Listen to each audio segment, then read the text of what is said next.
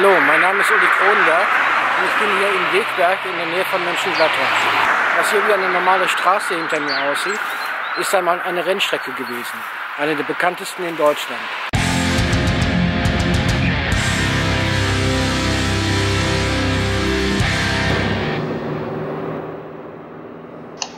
Und das ist der Grenzlandring, eine ehemalige Rennstrecke um die Stadt Wegberg herum, 9000 Meter lang.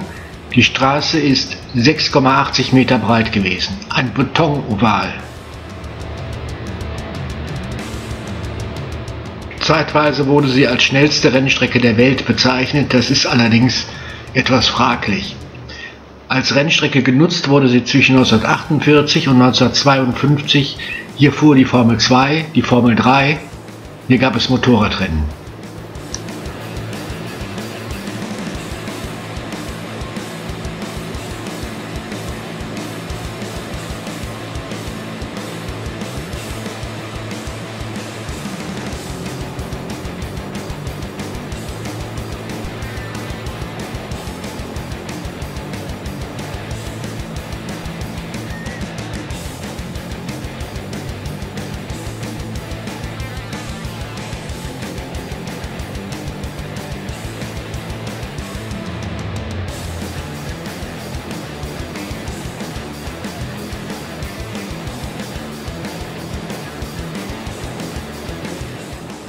Heute führen 2 Umgehungsstraßen um Wegberg herum.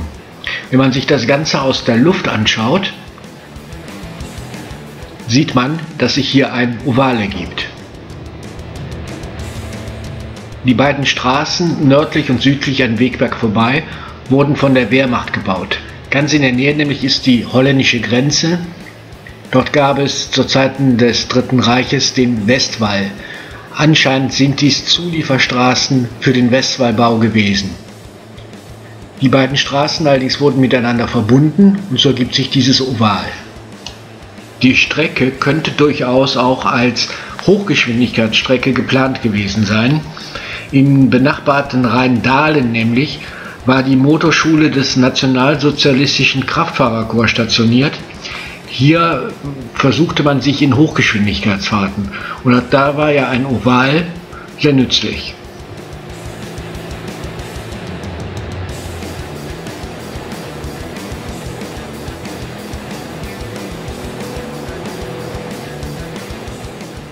Ähnliche Hochgeschwindigkeitsstrecken gab es in Tetterow und am Sachsenring. Ob Zulieferstrecke für den Westwall oder Hochgeschwindigkeitsteststrecke, nach dem Zweiten Weltkrieg hatte diese Strecke erst einmal ihre Bedeutung verloren. Sie wurde dann sozusagen wiederentdeckt, nämlich durch den Reiter Bürgermeister. Der schaffte es dann mit Hilfe des Reiter, des Wegberger und des Erkelenzer Motorsportclubs, diese Rennstrecke wieder zu aktivieren. Ganz bekannte Rennfahrer sind dann hier gewesen, Hermann Lang, Alfred Neubauer, die es unterstützten, dass hier eine Rennstrecke entstand. 1948 war es dann soweit. Bei den 4 großen Autorennen, die es hier gegeben hat, es sollen 200.000 bis 300.000 Zuschauer hier gewesen sein, fuhren bekannte Fahrer mit.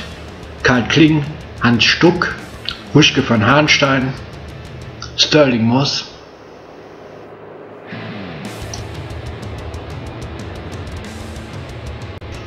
Die Rennwagen erreichten immerhin eine Spitzengeschwindigkeit von 250 Stundenkilometer. Auch Motorradrennen wurden hier eine ganze Menge gefahren. Wer einige der alten Filme sehen will, man gibt bei YouTube einmal Grenzlandring ein, dort gibt es einige Szenen von Rennen. Auch Steherweltrekorde wurden auf der Strecke gefahren. Das ist, wenn ein Fahrradfahrer hinter einem Motorrad als Schrittmacher hinterherfährt. Hier wurden immerhin Geschwindigkeiten von 150 Stundenkilometer erreicht. Und das auf dem Fahrrad. Am 31. August 1952 kam es hier zu einem schweren Unfall.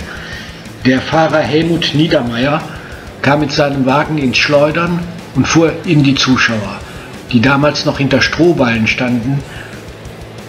Es gab 13 Tote und fast 50 Schwerverletzte.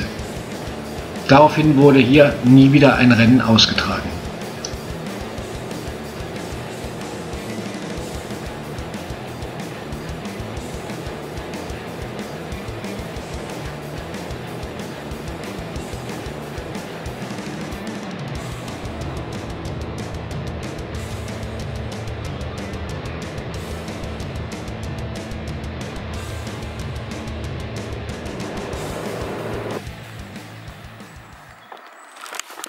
Das ist die sogenannte Friedhofsbrücke.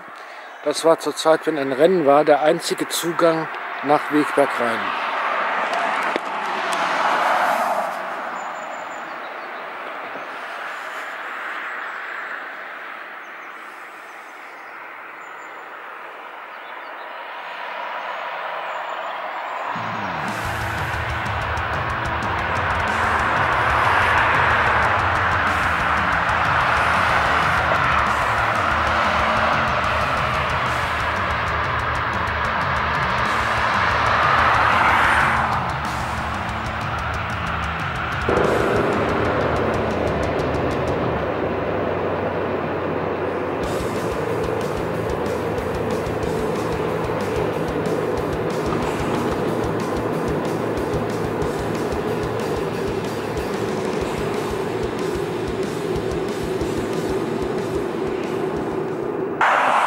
Hier muss der Unfall passiert sein. Hier erinnert ein Gedenkstein an die Opfer.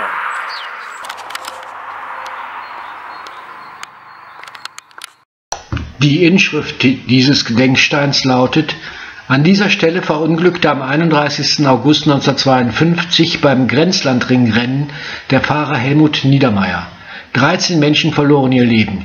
6 von ihnen waren im Alter zwischen 8 und 16 Jahren.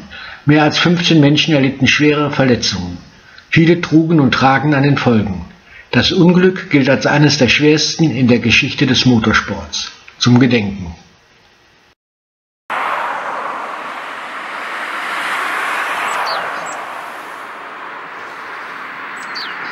Die Strecke ist dort links abgegangen und dann auf die Erkelenzer Gerade gestoßen.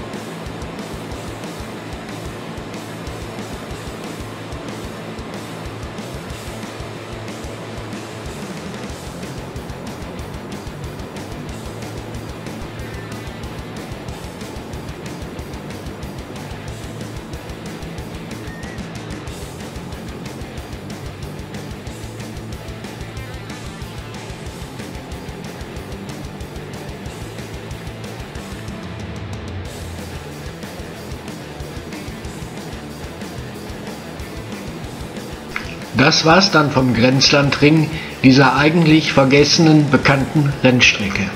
Ich hoffe, es hat euch Spaß gemacht. In diesem Sinne, tschüss.